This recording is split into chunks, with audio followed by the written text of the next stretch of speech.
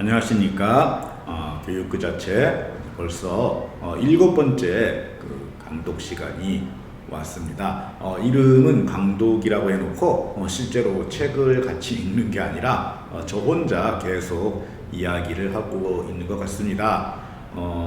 어떤 의미에서는 꼭 교육 그 자체 책을 같이 읽는다기보다는 그 책을 쓰는 당시에 저의 생각의 흐름을 여러분이 같이 공유했으면 하는 마음에서 이 영상을 올리는 것이니까 그게 그렇게 아주 잘못됐다고 얘기하지는 못할 것입니다. 보시는 분 몇백 명 되지 않습니다면은 그래도 가끔씩 올라오는 댓글에서 오는 그 요청 주의 깊게 보고 있습니다.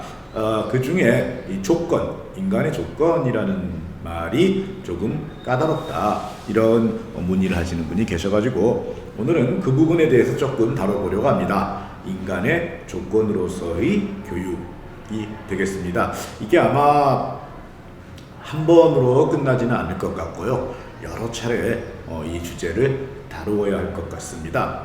사실 이 인간의 조건이라는 말은 하나 아렌트라고 하는 그 독일 출신의 실제로 활동을 미국에서 많이 했죠. 우리나라에는 흔히 예루살렘의 아이히만이라는 책으로 많이 알려져 있는 하나 아렌트의 유명한 책 인간의 조건, 휴먼 컨디션이라고 합니다. 인간의 조건에서 따온 것입니다. 실제로 그 아이디어, 생각 자체도 인간의 조건 그 책에서 굉장히 많은 것을 배워왔습니다. 사실 저의 사상을 형성하는데 가장 큰 영향을 준 그 철학자 중에 한 사람이 또 하나 아렌트이기도 합니다. 자, 그러면 여기서 말하는 조건이라고 하는 건 뭐냐면 우리는 조건이라는 걸 얘기할 때 무엇이 되기 위해 필요한 것 이런 식으로 이해를 하기가 쉽습니다. 그러니까 뭘 원해? 그러면 이러한 조건에서 이렇게 하기를 원해. 이런 식으로요. 그런데 이런 의미에서 조건을 이해를 하게 되면은 인간의 조건 이렇게 얘기하면은 마치 이러이러한 것이 되어 있어야 인간이다. 이런 식으로 이해하기 쉽거든요.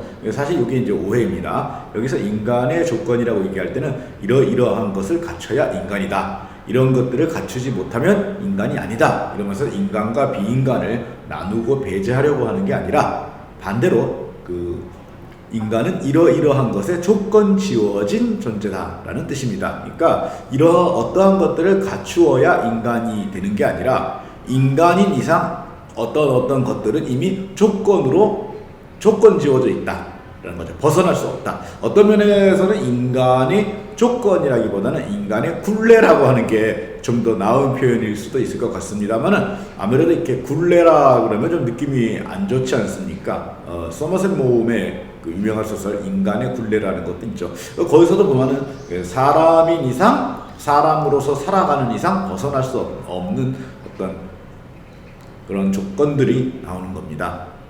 자, 그러면 영어 문장에서도 그런 얘기하죠. if 문장이 나올 때 if절이 조건절이라고 그러죠. 그러니까 if절이 나올 경우에 if에 붙어 있는 절은 그 뒤에 나와 있는 절이 어떻게 바꿀 수가 없습니다. 그게 종속되어 있는 거죠. if가 어떻게 되느냐에 따라서 그 뒤에 종속절이 결정이 되는 거죠. 마찬가지로 인간의 조건이라고 얘기하면은 인간인 이상 우리가 이것들을 감수할 수밖에 없는 몇 가지 그런 것들이 있겠습니다. 그게 인간의 조건이 되겠습니다. 그러면 이 인간의 조건에는 무엇이 있느냐? 여기에 대해서 하나 아렌트는 노동, 작업, 그리고 행위를 얘기했습니다. 여기에 이제 우리말로 옮기기가 굉장히 모호한 부분이 있는데 이 노동은 레이버가 되겠고요. 작업은 워크가 되겠습니다. 그리고 행위는 이제 액트가 되죠. 근데 이 세 가지 모두 다 우리말로 옮길 경우에 이 한 글자로 확 똑같이 옮겨질 수 있는 부분이거든요. 일. 여러분 우리 일 나간다 이렇게 얘기할 때 그 일입니다. 실제로 그래서 우리가 일을 한다라고 얘기를 하지만은 노동을 하던가 작업을 하던가 그리고 행위를 하던가라고 하는 거죠. 그러면 그냥 인간의 조건은 일이다 이렇게 이야기하면 그만일 것인데 왜 굳이 이거를 나누었냐면은 이거는 인간의 어떤 진화 과정과 이거는 뭐 아렌트 생각이 아니라 저의 생각인데 인간의 진화 과정과 관계가 된 게 아닐까 이렇게 생각을 합니다. 그 사람의 그 뇌가 진화되어 온 과정을 보면은 그 원시뇌에서부터 그 제일 바깥쪽에 그 피질 부분까지 이게 차곡차곡 이렇게 더 퍼져 쌓여오면서 중층적으로 이렇게 진화해 왔다라는 걸 알 수 있습니다. 그러니까 원시뇌가 진화해서 딱 그 인간의 뇌가 된 게 아니라 원시뇌 위에 또 좀 더 나중 뇌가 덮이고 다시 그 위에 덮이고 또 위에 덮였는데 새로운 최신 컴퓨터 같은 경우에는 최신 제품이 나오면 옛날 제품은 버리지 않습니까? 그런데 사람의 뇌는 그 옛날 것과 그 다음 것, 최신 것이 덮어 쌓아지면서 이것들이 계속 같이 작용을 합니다. 협업을 하게 되는 거죠. 마찬가지로 사람의 일이라고 하는 것도 가장 어떤 원시적인 일에 좀 더 발전된 일, 그 위에 일, 그 위에 일 이런 식으로 덮어지게 되면서 진화 단계가 넘어서면서 예전의 일 자체를 하지 않게 되는 게 아니라 이것들이 모두 다 같이 뒤섞여 있게 되는 거죠. 그래서 우리가 일 이렇게 이야기할 때 이 모호함을 우리는 벗어날 수가 없게 됩니다. 그냥 우리가 막무가내 머리가 좋다 이렇게 이야기를 하면은 구체적으로 혹은 머리에 문제가 있다 이렇게 이야기를 하면은 우리 뇌에 구체적으로 어떤 부분에 어떤 문제가 있고 어떤 부분이 뛰어난지 우리가 분별하지 못하지 않습니까? 마찬가지로 일을 한다 이렇게 이야기할 때 그게 대체 어떤 종류의 일을 하는 것이냐 이거 우리가 분별하기가 어렵게 되는 겁니다. 좌파들 같은 경우에 이제 지금은 이제 좌파도 많이 변했지만은 옛날에는 좌파들 같은 경우에는 이제 노동이라고 하는 말을 굉장히 강조했지 않습니까? 그래서 이 세상을 노동하는 사람과 남의 노동을 이용해서 사는 사람, 놀고 먹는 사람이죠. 이렇게 구별을 했습니다. 그런데 실제로 보면은 모두가 나름의 일을 하고 있다는 겁니다. 아주 놀고 먹는 사람은 그렇게 많지 않습니다. 심지어 만수르 같은 사람도 뭔가를 끊임없이 하고 있죠. 그래서 그러면 여기에 이걸 해결할 수 있는 방법은 두 가지밖에 없는데 하나는 노동자가 하는 일만 일이고 저 만수 같은 사람들이 하는 거는 일이 아니다. 무가치한 것이다. 이렇게 이야기하는 이렇게 평가하는 방법이 하나 있겠습니다. 이렇게 될 경우에 우리는 인류의 수많은 위대한 문화유산이라고 하는 것들이 노동이 아닌 것에서 만들어졌다라고 하는 거에 굉장히 당혹감을 느끼게 됩니다. 조금 이 부분에서 과격한 사람들은 그러한 것들을 비생산적인 일, 비생산적 노동 그러면서 생산적인 노동이 좀 더 중요하다. 그게 되고 나서 시간이 남으면 그거 하는 거다. 이런 식으로 부차적인 것으로 취급하기도 하고 심한 경우에는 그 지배계급이 여흥을 위하여 혹은 이 지배계급이 자기가 대신 일을 시키고 있는 저 노동계급을 세뇌시키거나 조작하기 위하여 마음을 조작하기 위해서 만드는 이데올로기 도구다. 이렇게 이야기하기도 합니다. 이런 식의 일관, 노동관이 자리 잡고 있을 때 교육의 위상은 굉장히 초라하게 됩니다. 이 교육의 위상은 잔인하게 표현하면은 놀고 먹는 계급이 노동 계급을 일하는 사람으로 만들기 위해서 즉 기계로 제조하는 과정 그리고 고분고분 자기들에게 충성하도록 하기 위하여 이데올로기를 조작하는 과정으로 취급을 하게 됩니다. 이른바 진보 정권 혹은 진보 진영에서 나온 정치인들이 교사와 학교를 바라보는 그 싸늘하고 공격적인 시선에는 이런 식의 좌파 사상이 저는 적지 않이 작용을 했을 것이라고 생각합니다. 제가 직접 얘기한 건 아니지만요. 지배계급과 피지배계급 간의 격차는 일을 하느냐 놀고 먹느냐가 아니라 일을 잘라낸 다음에 그 중에 어느 쪽 일을 전담하느냐 여기에서 각 계급이 갈라진다라고 보는 거죠. 그러면서 이 일을 노동과 작업과 행위로 분류한 겁니다. 자, 그 중에 노동, 그러니까 인간의 조건에서 말하는 노동은 우리가 흔히 노동자, 노동권 이런 거 얘기할 때 하는 그 노동과는 약간 다른 분석적인 의미를 가지고 있습니다. 자, 여기에서 말하는 노동은 그 자연적 필요를 충족시키기 위해서 하는 일, 이게 이제 노동이 되겠습니다. 우리 속담에도 있지 않습니까? 굉장히 간단히 말하면 뭐 목구멍이 포도청이라서 하는 일, 이게 노동이 되겠죠. 그렇다고 해가지고 뭐 짐승들이 먹이를 구하는 것, 뭐 이런 것들로 생각을 하면 안 됩니다. 물론 자연적인 필요,